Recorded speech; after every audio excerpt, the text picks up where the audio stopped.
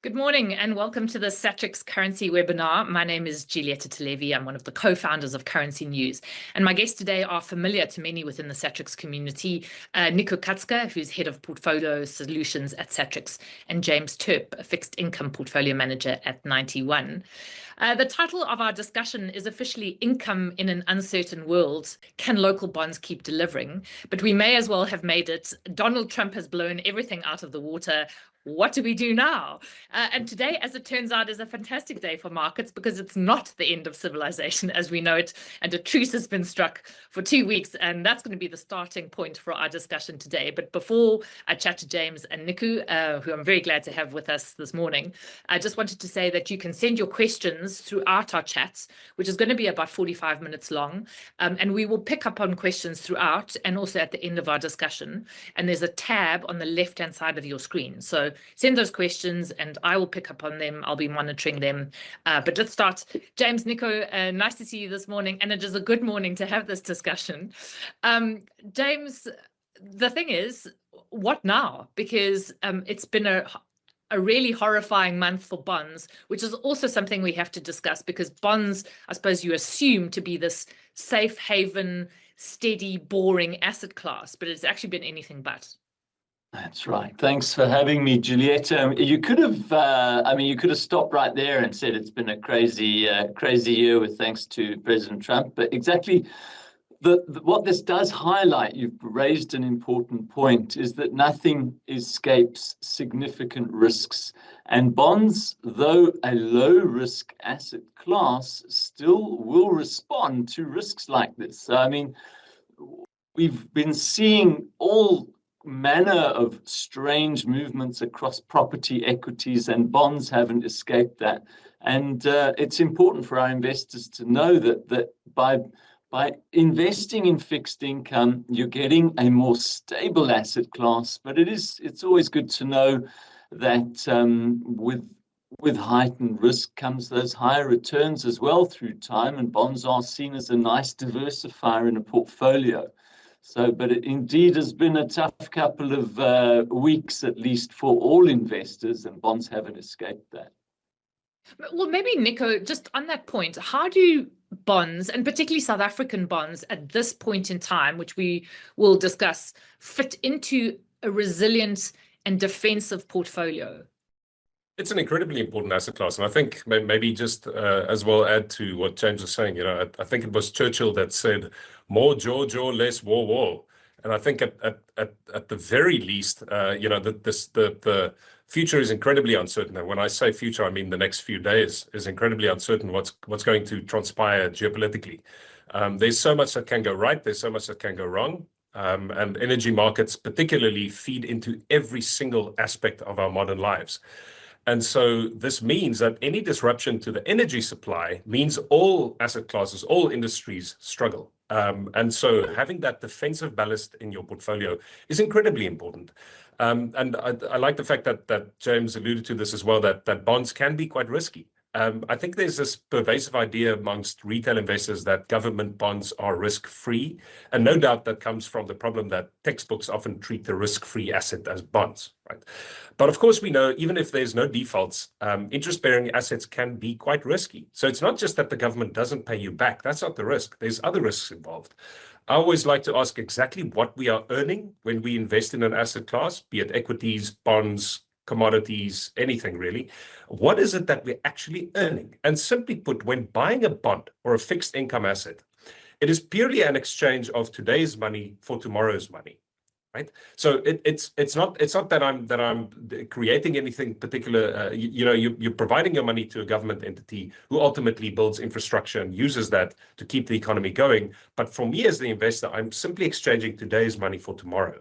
Now, this means the coupon or the annual interest payments that you receive in exchange is compensation for the risk that tomorrow's currency may be worth less due to things like higher and future inflation or the currency being weaker. And so there are inherent risks when or putting your money aside. There are inherent risks to this asset class. But that being said, with all the geopolitical and economic uncertainty at the moment, it still offers a very important defensive ballast. And I'm sure James, who is an absolute expert in this asset class, will elaborate more on exactly what that means. Yeah, or maybe what are the risks now, James? So if you are buying into a fixed income ETF, and we'll get onto the actively managed ETF, the Satrix Income AM ETF, which has just been launched. What are your risks? And then we'll talk about the rewards, because those are also considerable. Yeah, so I love the way Nico described exchanging today's money for tomorrow's. And with bond investing, Giulietta, the reason the textbooks say it's risk-free is because the bond is a commitment by the borrower to repay your capital. So if you hold the bond till maturity and the lender, or the borrower rather, is solvent, you get 100, you put 100 in, you get 100 back at the end. But in between, you get what Nico referred to as coupons. Those are interest payments that the borrower pays to you. So when you think about that, so in the future, you're going to have these coupons or interest payments coming, and then at the end, your capital returns. But in between now and then, interest rates are going to change, potentially go higher or lower, depending on inflation and what monetary policy is presented by the central bank. And it's that changes the value of the bond, because you've got to price the investment at the current interest rate. In other words, if you buy it at a yield of, say, 10%, and interest rates start getting cut because inflation's coming down, well, then the asset starts appreciating. If you sell it today, you could realize a capital profit, because your valuation is relative to lower interest rates. And it's that intermediate valuation before you get your money back that can cause a revaluation in between of the bond. I hope I'm making that kind of simple to understand, but it's so if you buy a 10-year bond, between now and 10 years' time, interest rates are going to change, and that will change the value of the interest payments in between now and maturity. And that's something that investors can take advantage of. Now, in South Africa, it's been well publicized that the Reserve Bank and then National Treasury adopted a lower inflation target here in South Africa. So were it not for this energy crisis we just mentioned or alluded to, our inflation expectations here in South Africa are that inflation will gradually move lower to around 3%.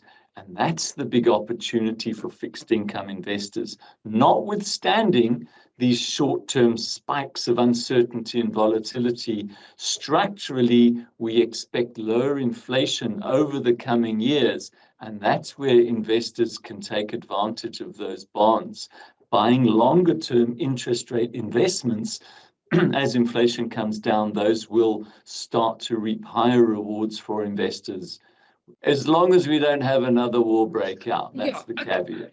Okay, so I'm going to get to that, and also the credibility of that lower inflation targets and what it implies for bond buyers and bond investors. But just, has the last few weeks been particularly difficult for bond investors because they didn't actually know what the outcomes of this war is going to be, the duration? Because there was I was reading a couple of FT articles recently, and the challenge that fixed income investors have is, does the war cause inflation to spike and therefore interest rates to spike?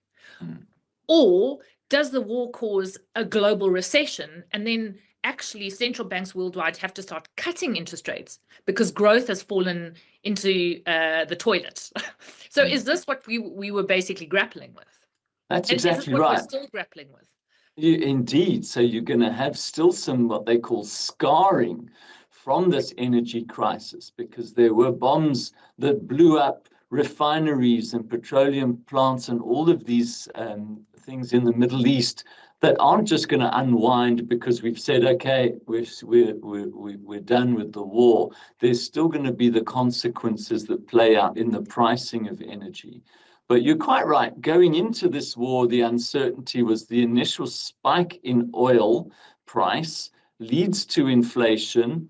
central banks will tend to look through shocks initially, but if it becomes more prolonged, then you're going to have to respond with monetary policy. Hiking interest rates is the knee-jerk reaction.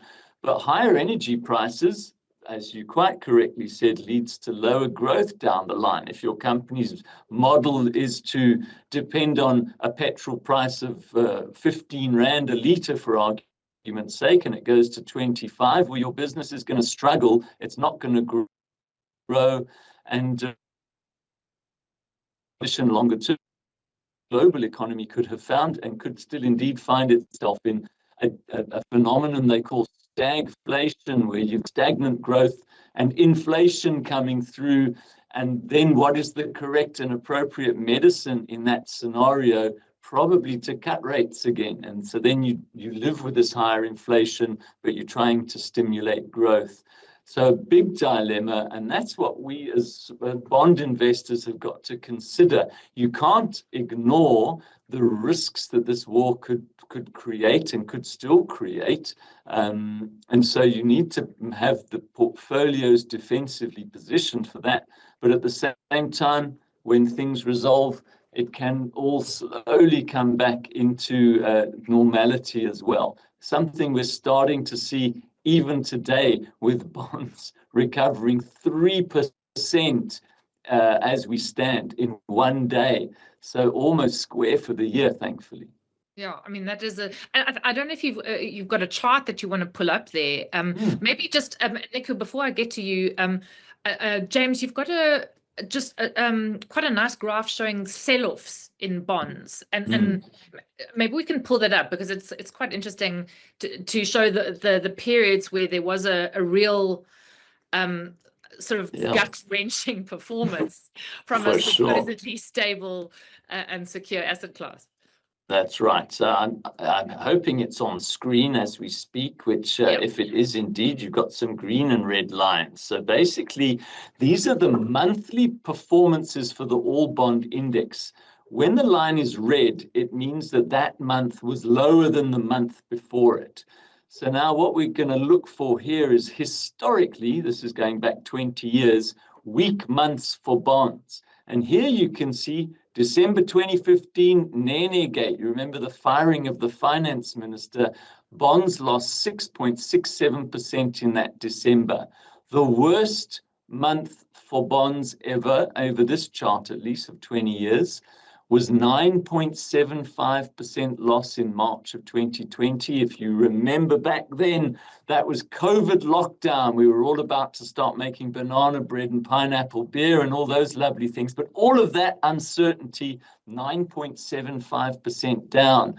Lady Russiagate, you might remember that as well. Bonds lost 4.79% when that ship was found in Simonstown that was alleged to be laden with weapons for Russia, who were at war with Ukraine. And here, last month, 6.83% down. So that is the second worst month over the 20 years we're looking at for bonds, 6.83% down. One thing I will point out on this chart, and remembering that history isn't necessarily a predictor of the future, but if you look at where those arrows are pointing, those dips, what we do see is recovery afterwards. And bonds, typically, the slope is from low to high. And so we would hope that in the weeks and months ahead, bonds recover as they have done historically. And that would suggest maybe even that it's not a bad idea to hold on to bonds as a term investment, because notwithstanding these risky months that do come and go, bonds do see their way through it ultimately. Nico, maybe I could bring you in here, because I think this might have been a dose of shockingly cold water in the face of those who had some fantastic returns in the last 2 years. It was about 17% that you got in terms of a total return from bonds as an asset, South African bonds as an asset class in 2024, and 25% last year. You know, how it's a real about turn, isn't it, from those performances? I mean, what do you say to people who were happily enjoying a really fantastic performance to now have gone through this. It's almost, how do you make sense of it, right? When bonds are giving you equity-like returns up 20-25%, I mean, that's a phenomenal bull run. You know, if you go back to that slide that James showed, I mean, those green bars have just stacked up for a number of months. And it makes sense, right? We've actually been incredibly bullish on local bonds, specifically nominals. So not so much the inflation linkers, but specifically nominal bonds. At our multi-asset review, which we do biannually. So every 2 years, we do a detailed strategic asset allocation review. And for those listening, investing in our balanced funds, this is coming up in June. So yeah, keep your eyes out for that. We'll make that public when we do make changes. But I mean, this is certainly a key thing for us, as local nominal bonds are incredibly attractive, still offering real yields. James, you can correct me if I'm wrong, but 2.5% plus real yields that you're still getting. That's a very high premium for that, or compensation for exchanging today's money for tomorrow. And so for us, it does look incredibly attractive, even still from these levels after this run. But Giulietta, a bigger question I think that we maybe need to reflect on as well is markets have been remarkably sanguine over the last few months. I mean, just and specifically the last few weeks since the US and Israel invaded Iran. I mean, it's been remarkably calm, actually, if you think about it. Just if the chickens come home to roost properly in terms of energy market disruptions, we are likely to see, and James alluded to that, the concept of stagflation. And this is why this defensive ballast is so important in your portfolio, because stagflation is a very problematic area to enter, because that effectively leaves central banks unable to do much. So let's take the stag part of stagflation. So that's stagnant growth. So in other words, anemic growth, or even a recession. So in other words, what would a central bank want to do if an economy goes into recession? Well, it wants to stimulate the economy by cutting interest rates. But at the same time, if you have inflation, so that's the inflation part of stagflation, the problem is, well, how do you curb inflation while trying to stimulate economic activity? Because cutting rates will now boost inflation. And so it's a rock and a hard spot for central banks. And so you don't want to enter a period of stagflation, because it's incredibly hard to unwind the expectations being created in the market when you have high prices and you have low and anemic growth. And probably the biggest risk in that environment is the high indebted levels, not just of sovereign institutions, but of households, of companies, generally speaking. You have a very highly indebted, particularly developed market economies that are highly indebted. And so the problem with stagflation is, if prices rise and the economy starts to contract, the problem is your nominal debt levels stay where they are, right? And so if you're losing income or your real wages decline, you still have a very high debt level. And so there's a lot of risk, I think, baked into what we're seeing currently. And so unless we can get a very clear off-ramp from what's happening in the Middle East, there's a lot of risk baked into the economy at the moment, in South Africa, but globally as well. And it's interesting to see, James. Yep, go ahead. No, but in that scenario, it sounds like you almost just want to keep your money under your mattress. I mean, what is in a stagflation scenario, where is the best place to invest? Yeah, so one thing we can look at, the market always can speak one thing, but when you see the flows happening, that's how the market speaks. And one way that the market has spoken over the last, I'd say, 5-6 weeks, right? If you look at we've been talking about the bid up in bonds over the last year or 2 years, the sort of bond bull run. But what's coincided with the bond bull run is the gold bull run, right? And so gold has been bid up tremendously. And so the old adage, and I'll get to why I mentioned this, but the old adage that if the market is concerned about tomorrow, they buy gold. If the market is concerned about today, they buy the dollar, right? And so what you've been seeing is you've seen a rotation out of the dollar into gold, simply put, because the market doesn't believe the US fiscal situation is sustainable. So at some stage you need a weakening of the dollar to actually make the equation balance. The $38 trillion debt actually make it balance in the US. Now, that rotation out of dollars into gold, which effectively, if you compare it to bonds, it doesn't give you a yield. So it's just parking your money in an unproductive asset, so to speak. The reason that is attractive is because governments can't, print gold. It's hard to manipulate the value of gold. So to your point, putting money under the mattress in the past has been putting your money in gold, in truth. And so what you're seeing now in recent weeks is the market has actually been selling off gold and moving that into, again, US dollar type of assets. And so that's been bidding up the dollar and bidding down the gold price, which is a very interesting move that the market has made. So the gold price has fallen, the value of the dollar has strengthened. And I would probably submit, I don't want to go into speculation, but I would submit if we see a sort of clearing of what's happening in the Middle East, off-ramp, and sort of a more sustainable truce come to fruition and energy markets start to stabilize, I would still think that the market would be concerned about future inflation, longer term inflation, and the dollar's preeminence. And so you would likely again see a trade back from bidding up dollars to actually buying gold again. So that sort of long gold, short dollar trade might actually be something that comes back once the Middle East conflict starts to kind of settle. But again, I don't want to sort of, my looking glass these days, it seems our future gaze glass these days are incredibly hazy. Everything is pretty much as clear as mud at the moment. But that would be one scenario that I would submit is not out of the realm of possibility. I don't know, James, if you would agree with that, but for me, that would be an interesting trade. It makes sense, Nico, and that's exactly, those are the trends we've been seeing, this de-dollarization theme and the buying of gold.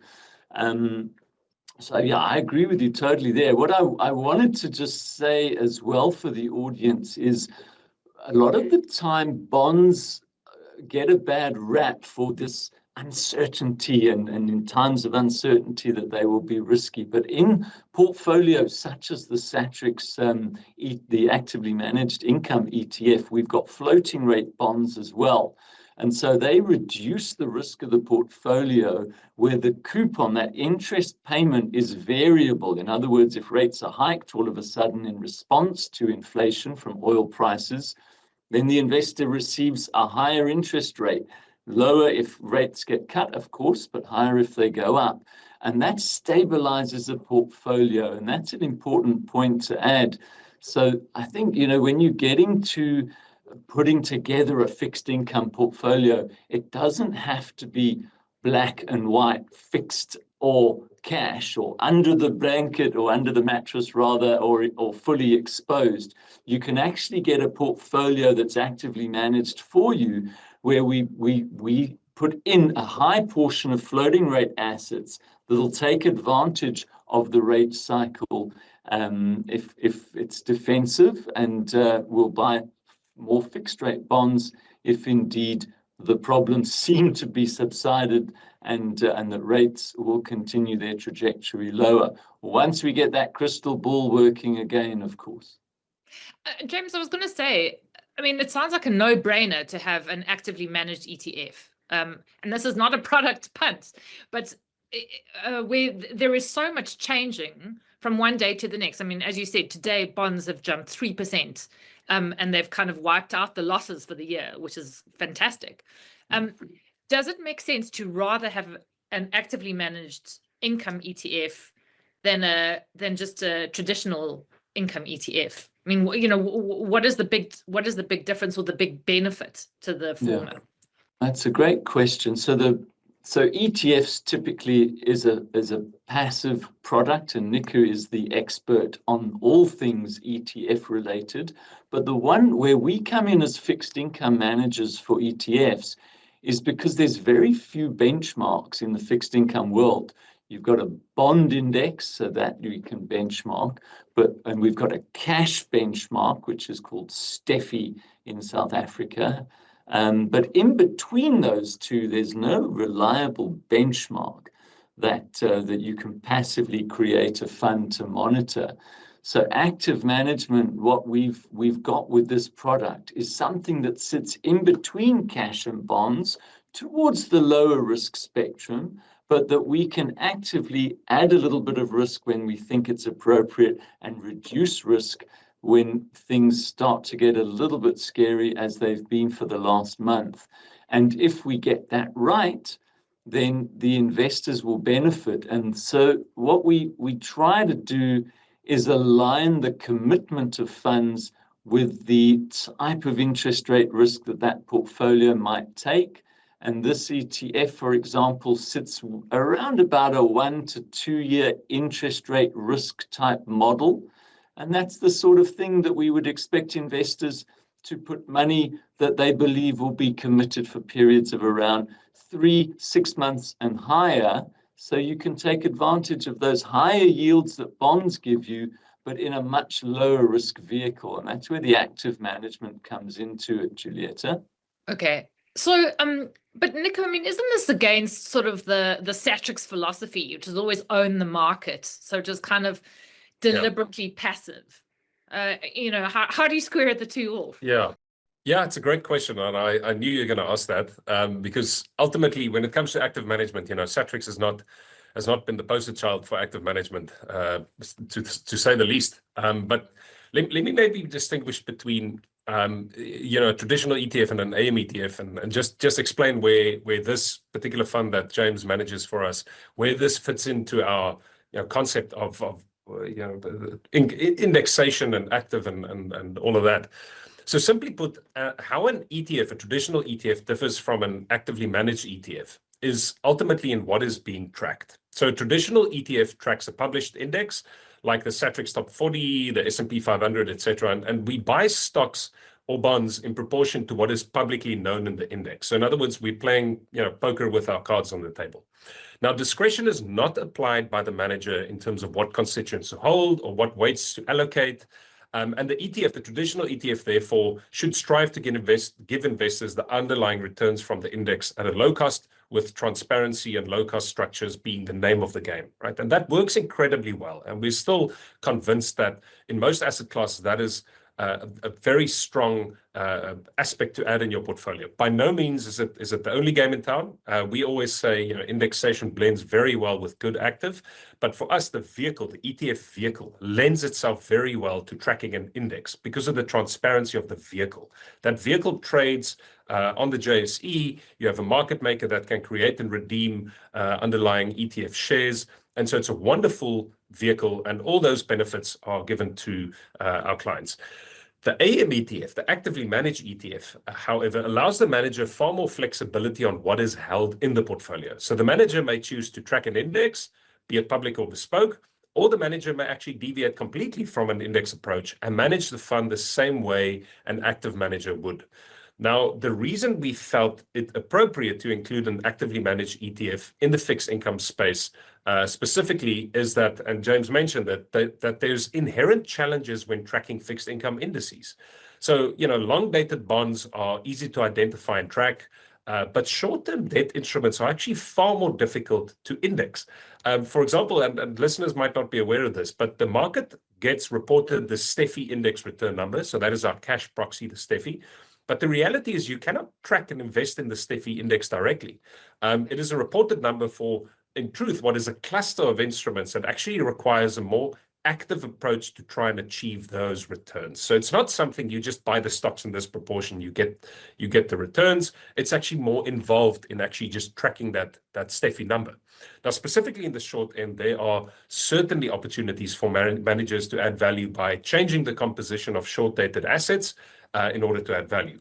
But outside of the short end, the fixed income market also provides opportunities for managers that are able to position their holdings across the entire yield curve to take advantage of features that are actually unique to fixed income instruments. And we've always said this, such as the frequent issuance of new debt instruments and fiscal authorities kind of changing the duration structure and composition of the outstanding debt universe. So all of these things are unique to the fixed income market that means it cannot simply be arbitraged the same way that mispricing in equities can. Treasury might decide strategically to shift duration of the curve and where their funding pressures are. And so that creates opportunities for managers to actually sustainably be able to create value above the index that is being tracked due to these asset idiosyncrasies. So for us, it's not, let's call it unbecoming for us to regard active management as being an important part in the fixed income space. We actually think it can add a lot of value. Now, this is where we believe the Satrix Income AM ETF fills a very unique gap in our lineup. So currently, Satrix offers a local government bond index as well as an inflation-linked bond index, where we have tracking funds. We also track a global fixed income index in the form of the Bloomberg Global Aggregate Bond Index, which is a combination of liquid sovereign and credit instruments. It also has, I think, 17% EM debt exposure. You have credit about 20%. So it's a whole well-diversified basket of fixed income vehicles. But the Satrix Income AM ETF now offers us a strategy that's kind of in that area between cash, so Steffi returns, and the bond area, and so it's lower risk than sort of investing in the Orbi. It also gives you more returns than investing in cash, and that for us is a very unique sweet spot that we hope will add a lot of value for our clients. And you have a speaker online, James, who has a venerable track record in terms of active performance in this space. So he has shown himself to be, I wouldn't be as generous as saying the oracle of the fixed income market, but I wouldn't be far off to say such high praise. So this is certainly an area where we are very excited to partner with James and have his expertise be to the benefit of our clients, and they still benefit from the low cost, the transparent structure of an ETF, but now you actually have an active manager that can manage the risk and return trade-offs in the fixed income space. Because James, I mean, if I heard you correctly there, it sounded as if this is a sort of a shorter term investment for people out there. So, I mean, did I understand that correctly? That this is a great place to, I don't know if the word park money is correct here, or to invest money, in that you sort of doing well out of the shorter term without having to kind of look so far out into the future to try and you know, imagine what the scenarios are going to be for interest rates and inflation. That's it. I mean, it's a great point, Giulietta, and thanks for that, Nico. That's very kind. If you think about government bonds in South Africa, the longest one we've got matures in 2053. Now, maybe we've got some young members in the audience who'll be waiting for 2053 to get their money back, but not every investor has that same timeline. And so what this allows you to do is pick where we think the risk-adjusted sweet spot is, as Nico referred to it, on the yield curve between now and, I guess, 2053 for argument's sake. So we're looking at around, roughly speaking, 1 to 2 year area, maybe a little bit longer if we think that's appropriate, maybe even shorter if things get a little risky or rates are expected to go higher. So it's almost, what this does is gives investors the opportunity to maybe even create their own portfolio if they think they want a position of their portfolio in a lower risk area until they decide, well, I like equities, or I like this specific property share or ETF, as it were.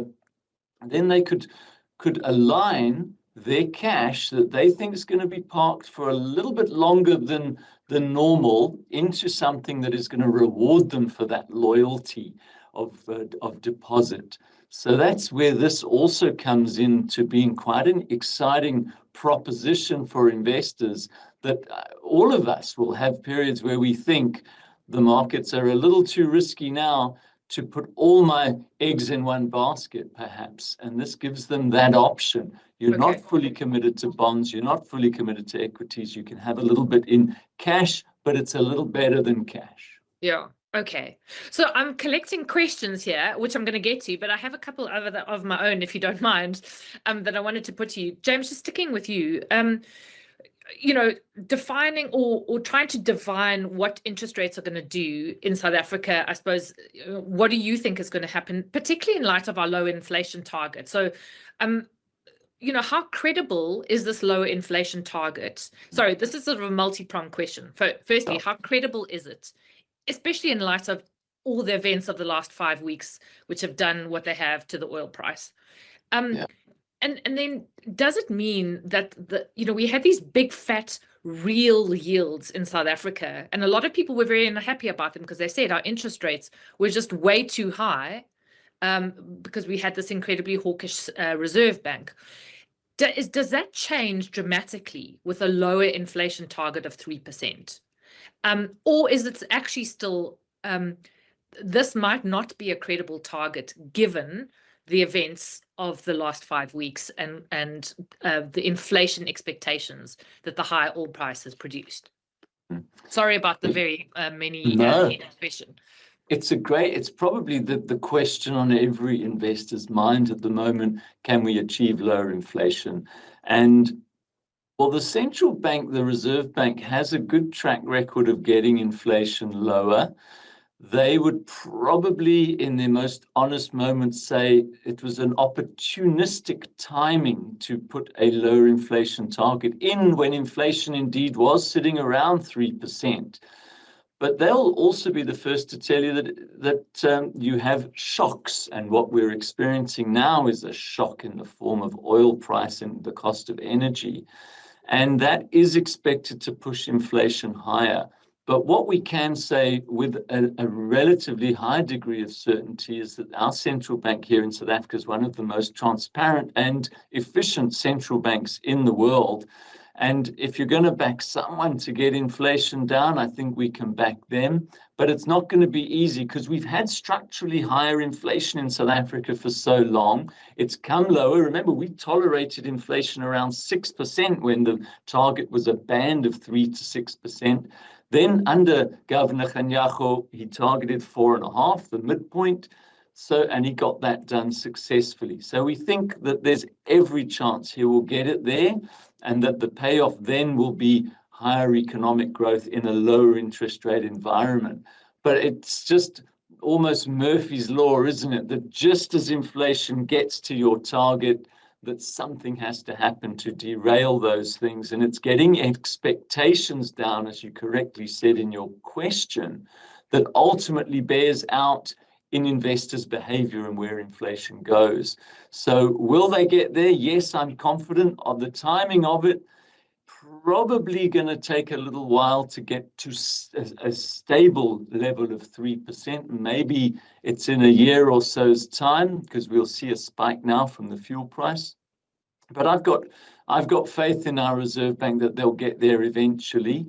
And the trouble with monetary policy also is it is quite a blunt tool. You hike rates in a high transmission economy, you'll get an instant response, perhaps like in the US, for argument's sake.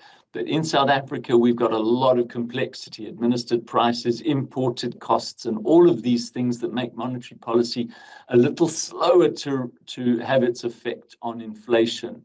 But the second part of your question talks to real yields, and that's right. We kept our interest rates high. That's one part of the real yield, the difference between interest rates and where inflation is. And that's been kept high because they've been getting inflation structurally lower by keeping those rates high. But when it comes to bonds, there's another aspect of real yield, and that's the term premium, or the amount the borrower has to pay in addition for borrowing for a longer period of time. And that's why you get that yield curve we speak about, where it costs more to borrow for a longer period of time. And it's that came down aggressively post South Africa's GNU. That was one of the main catalysts. And then last year, post Liberation Day tariffs, we had a really good year for bonds. But it's the term premium that came down, making the cost of borrowing for South Africa lower, that benefited holders of South African government bonds. So now the question is, you said, can this continue? And it looks like it's certainly this, because we've reversed up a little bit, that the value is there in our bonds and that they still do look attractive. And we think that once we get through the uncertainty, that indeed there is still value in those bonds. But there's two aspects to it. And certainly where we are at the moment with regards to monetary policy is uncertain. We were looking at interest rate cuts a month ago, and just as close as yesterday, and even still a little bit today, we're looking at interest rate hikes in the months ahead. It's so fast moving thanks to this war that it's anyone's guess where it'll settle in a month's time. But through the cycle, faith in the central bank that they will get it right and get inflation lower. Okay. All right, I'm going to get onto a couple of questions. And I know one thing we haven't actually mentioned is the South African currency. I mean, Nico, is it a risk or a cushion for us right now where it is? Because the one question that's come through from Wayne is, do you believe that the dollar is overvalued? Because if the dollar is overvalued, that obviously, I suppose obviously has an impact on where the rand is going to trade. And how does this fit in terms of the riskiness or otherwise of local bonds? Yeah, I had the pleasure recently of having James on as a webinar host, and I was the moderator, and I asked him about the rand, and I always said I hate it when people ask me about the rand, but it's such an important question, right? So we can never dodge the question on the rand. And I said I normally answer the question by saying, well, we predict the rand is going to go up in value, and then it's going to lose some value, but it might not be in that order, right? That's about as good as anyone can say. So the currency is incredibly volatile, but in all seriousness, what we need to understand is, are there any structural factors that kind of drive the currency to be overall weaker or overall stronger over the medium to long term? That for us is an incredibly important input in deciding how to allocate to different asset classes in our balance fund. So we do consider this very carefully, this question. It's a great question. Let's take the current vantage point around the dollar that has strengthened tremendously over the last 5 weeks, right? So the dollar, I think, James again can correct me, but I mean, we went from mid 15 rand to the dollar to well over 17 rand in a matter of days, right? And so what drove the surge in the dollar? And as I mentioned earlier, if the market is scared about tomorrow, they buy gold. If the market's scared about today, they buy the dollar. And so we've seen this rotation back into dollar assets as a defensive ballast, right? And I think that is appropriate given the amount of uncertainty we currently have. But if we foresee, and this is now the question, right? If we foresee stabilization in energy markets, the question is, will the market continue to bid up the dollar? And I would very cautiously, so very humbly suggest probably not. And I think there's a lot of potential tailwinds for the rand. So the rand currently you almost have to keep a constant eye on it, but let's call it about 17 rand to the dollar at the moment, is probably a bit weak. Simply put, if you look through the cycle, so let's think of over the medium term, our inflation has come down materially. Our inflation expectations, as James mentioned. Now there will be residual effects of the energy market supply shock, but likely that will be kind of transitory. We're hoping that will be transitory. And so if that is transitory and we don't see a long-term impact on inflation expectations, then in all likelihood, due to the fact that our government is far more stable, you have the big tailwind of our commodity companies, that big tax windfall that we had with commodity prices having risen so dramatically. There's a big tax windfall that the government will have. And all of these make our own sovereign debt instruments very attractive. So our nominal bonds are incredibly attractive. And not just that, EM bonds more broadly, fixed income instruments are attractive. And, if you look at sort of ETP flow statistics, you do see a large move into EM debt instruments, specifically in local currency as well. So not even dollar EM debt, local currency EM debt. So that does paint the picture that the market believes longer term that exchanging today's currency for tomorrow's currency, you're probably better off starting to diversify away from the dollar. So I'm personally quite optimistic about the rand's future. Sorry, I don't want to waffle on this point, but a very important feature of the currency in your portfolio, and this is something we believe fundamentally in our balance fund to make a big difference, is that it acts as a shock absorber. So the question that you raised had that implicitly in the question is, does it act as this kind of stabilizing effect? And we think offshore assets, for offshore assets in your portfolio, the rand actually acts as a significant buffer over the long term, right? So what we generally tend to see is when equity markets sell off, the rand sells off at the same time, which means your offshore assets in rand is actually buffered. So Yeah. let's say global equity markets sell off 10%, you've lost 10% there, but then what you tend to see is contemporaneous to that the rand weakens around about 10%. And so the net effect is to actually stabilize that offshore returns. So we like that unhedged offshore currency to actually act as that stabilizer. So I would agree with your listener, and I want to paint a sort of more rosier picture on the rand from that perspective. Yeah. James, do you think the dollar's overvalued? And then what is the implication for which bonds you might buy? You know, EM bonds, as Nico said, or developed market bonds or American bonds? I mean, it's been a theme, Giulietta, for the last year or so, that with the US foreign policy to weaken their own currency, this de-dollarization trend that we've seen, global central banks moving into gold, out of dollar, looking at other bonds, we've had this prolonged period of time. The rand's benefited from that, and it was just turned on its head now with the invasion or the war in Iran, that has meant that, like Nico said, when you're worried about today, you invest in the dollar. It's the safe haven buying of dollar. But as soon, I think, as the situation normalizes, you'll get a continuation of what we'd seen before that, and that will be moving back into high-yielding areas other than US assets. And I think that trend will continue, because also the US want that with their own foreign policy. They've said they want the dollar weaker to help their own exports with higher tariffs and their whole situation that they have over there. So if that does play out, you could expect commodity prices like precious metals to continue to strengthen over the longer term. And you would expect to see the rand continue to resort back to its trend of appreciation. Something that I would say, just Giulietta, is, you know, as for the listeners' benefit, as they may well know, is that currencies tend to trade in line with inflation differentials. So if you've got high inflation relative to, say, America and South Africa, your currency will weaken. And that's what we've had over the long, as far back as you can remember. The rand has slowly weakened and weakened and weakened against the dollar. And that's because we've had relatively higher inflation.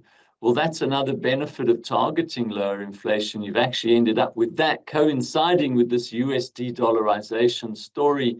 And that's why the rand had done so well up until a couple of, maybe a month or so ago with the position in Iran. But yeah, long story to answer the question, but I think that we'll see a stronger rand resume once the global situation is more stable. So a couple of more technical questions. Does Satrix have bonds for purchase, or do you buy, I'm not sure if I understand this question, or do you buy only from the RSA retail bond site? I guess the question being, for a retail investor, can we buy bonds through Satrix? And also, which Satrix ETF bond is available on the Easy Equities platform? Yeah, you'll see all our fixed income trackers on the Easy Equities platform. So just in terms of whether you can buy bonds yourself, James can help me out there, but you would need multiples of millions of rands to actually buy individual bonds. What we do is, and that's part of the benefit of having an ETF, is for retail investors wanting to have exposure to government bonds, buying it individually yourself is just not feasible, right? I mean, it trades in multiples. You can help me out there. But what the ETF offers is we manage a fund. So we pool the assets together, and then we go to the market and we buy the bonds in proportion to what is in the AllB index. Right, and so we do the same with inflation linkers, etc. So you can buy, for example, RSA nominal or RSA inflation linked bonds yourself, or you can invest in our inflation linker ETF, which does that for you, and then has again a spread of these instruments. So ETFs facilitate that. So that means the retail investor can buy, let's say, for example, our AllB ETF on the JSE the same way you buy any other stock. And so it just makes it easier for investors to gain access to that. And that's partly also why we like this Satrix AM ETF, the actively managed income ETF, is that for the same token, the ease of entry, there's no minimum cost, there's no minimum holding period, there's no sort of, you're going to be, there's going to be a fee or penalty if you exit earlier. So to your earlier point in parking cash in a safe asset, I mean, this is a great vehicle to do so, because you can get all the benefit of James's insight and ability to manage fixed income assets while accessing it through a vehicle that trades easily, that's on the exchange, that's liquid, that has all of those benefits wrapped up in one.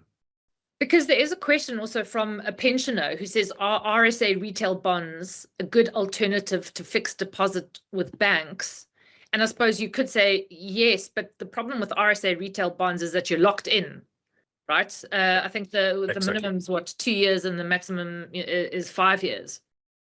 Exactly. So, I mean, all of those complexities and you know, and it is a good alternative as well. It's not nothing to scoff at. But again, if you want that ease of access, transparency, low cost structure, etc., ETFs are a very useful tool. I don't know if you want to add maybe to that, James, just in terms of RSA retail bonds versus managing bond portfolios, etc.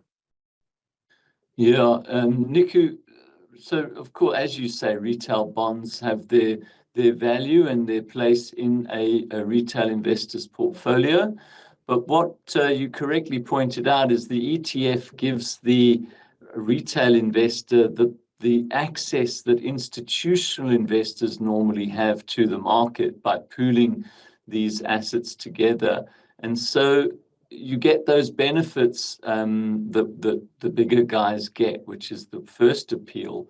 But I always say that liquidity is close to godliness, I think, for investors, and knowing that you have access, should you need it, should you get that flat tire or that sudden reason to need your money, you've got, you sleep well at night knowing that you can exit and enter an ETF with instant access to your money at all times. So I think that's the comfort you get. So yes, there's a place for these longer term investments, but I think there's certain value to knowing you can get your money instantly should you require it. Yeah. And unfortunately, I was looking at the RSA retail bonds because actually I have one, but I bought it when the yield was 10.5% and it's a 5-year bond. So I'm feeling great at the moment. But it's not that actually much higher than the money markets. And then you, as you said, James, you have no benefits of liquidity.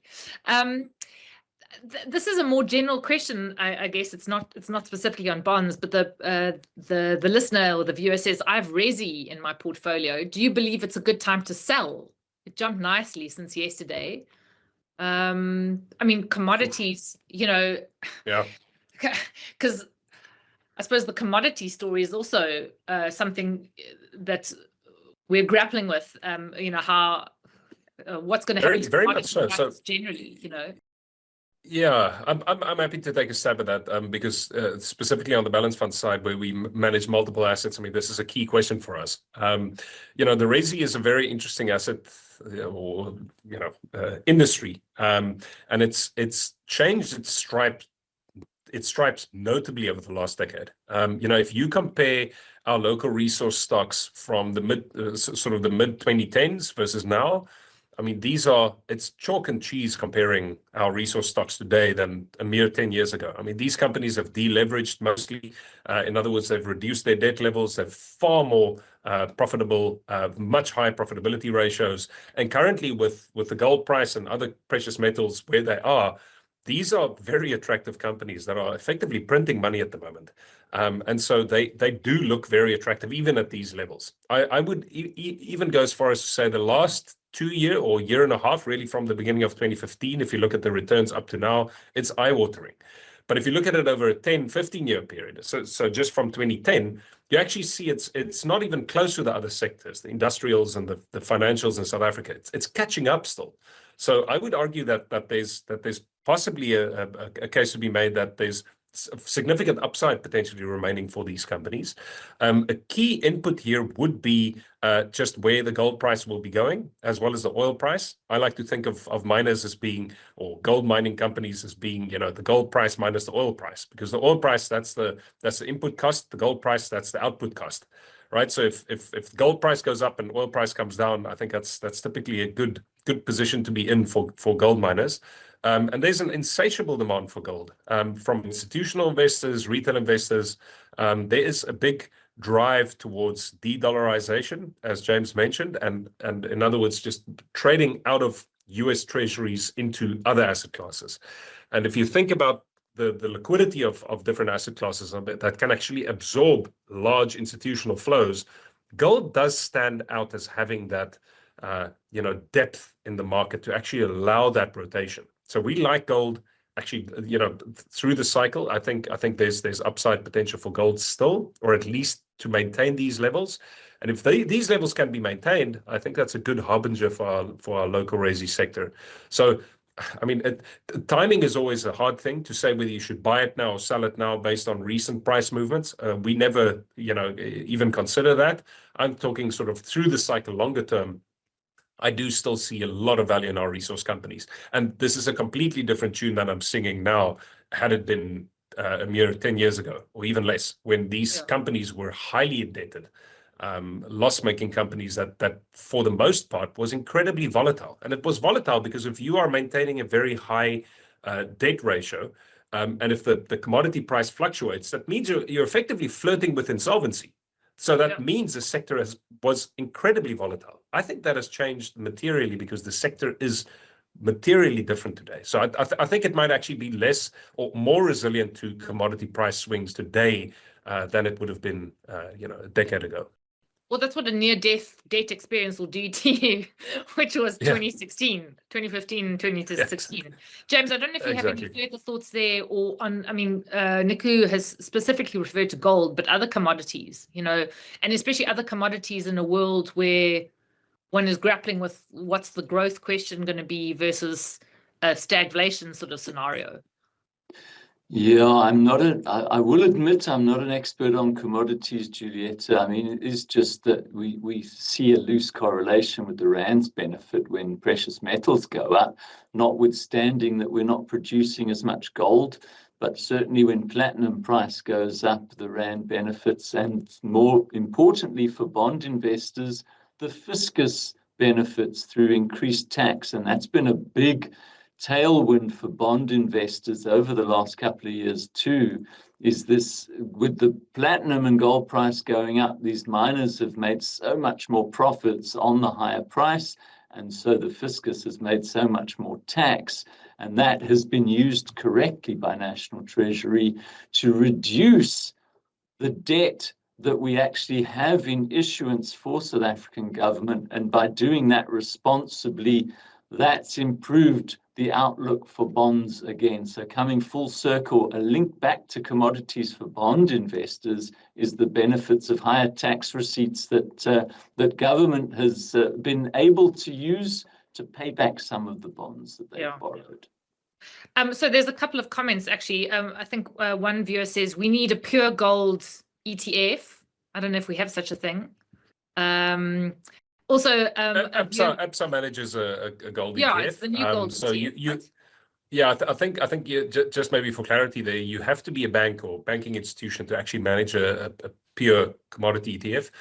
So we can't physically store gold, and that's the beauty of an ETF, right? An ETF is a vehicle that holds the underlying directly. So if you hold the top 40 ETF, for example, you actually hold those stocks in proportion. So if you hold a gold ETF, that would mean there has to be a vault or storage of gold. We can't store gold. So that's why you have an Absa gold ETF, And then there were a couple of questions which I feel that we had answered. For South African companies exporting products based on dollar contracts, this person actually works for TWK. With the recent change in the war status, will the dollar likely strengthen against the rand?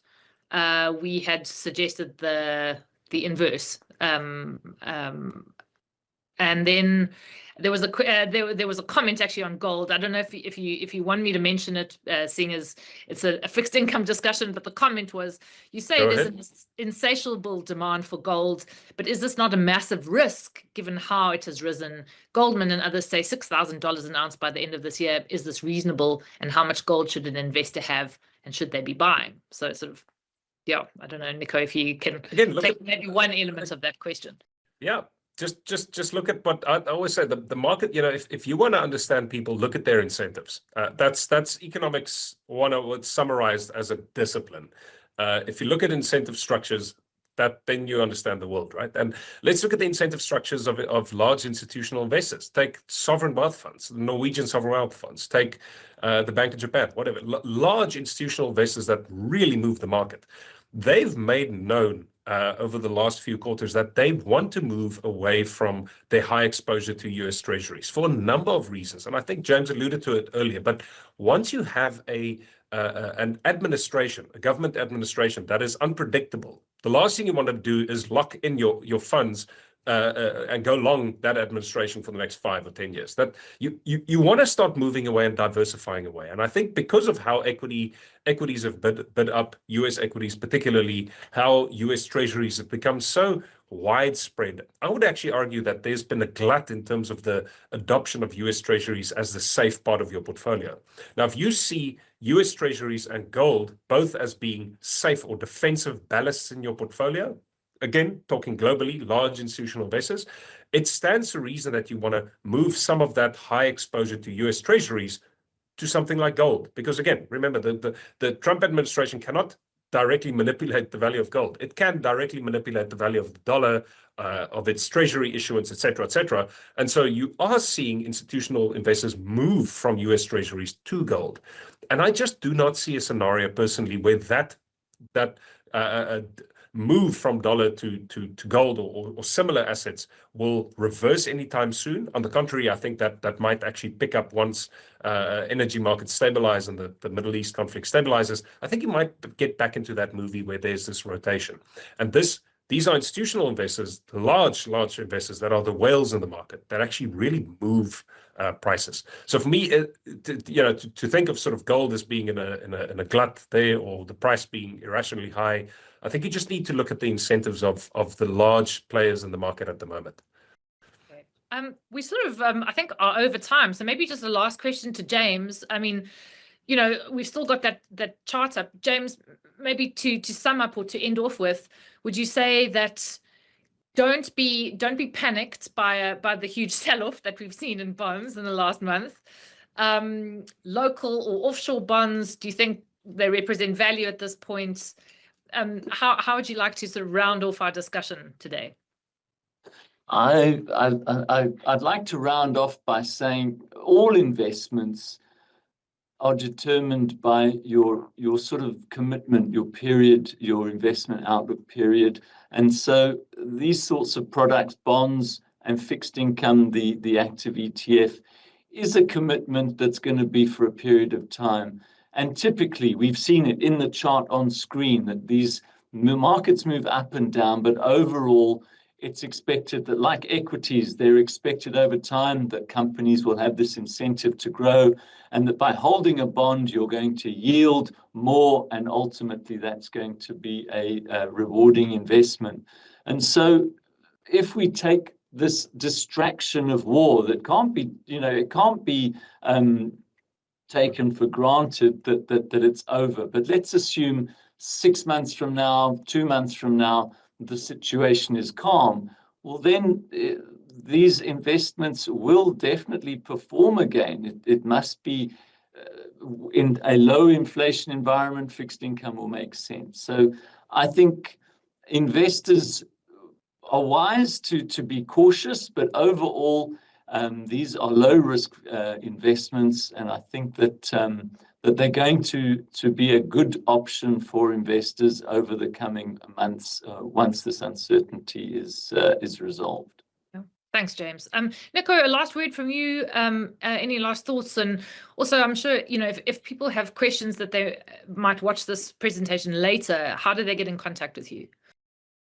Yeah, we have a wonderful distribution team that they can always get in contact with, so just mail us. We're more than happy to answer questions and engage. Just a final thought from my side would be, the temptation is always when things are uncertain, when markets are volatile, that you deviate from your long-term discipline when it comes to investing.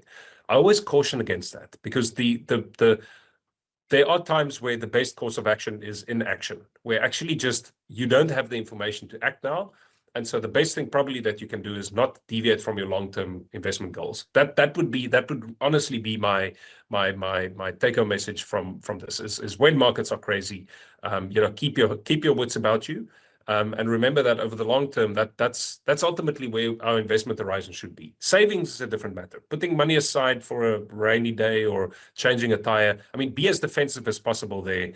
But with your long-term investments, have your different asset classes that you invest in and remain invested. And because that's where ultimately over time, the value of time in the market actually compounds in your favor. So don't forego your long-term and investment discipline just because there's short-term uncertainty.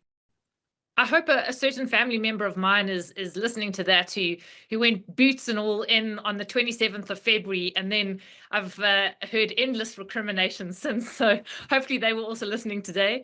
Nico, yeah, James. and that person jinxed the market, right? So that person must please apologize as well publicly. Yeah, exactly. For a little public flogging. James, Nico, thanks very much for your time this morning. It's been really great to have your insights. From myself, Giulietta Talevi at Currency, thanks very much for watching this webinar.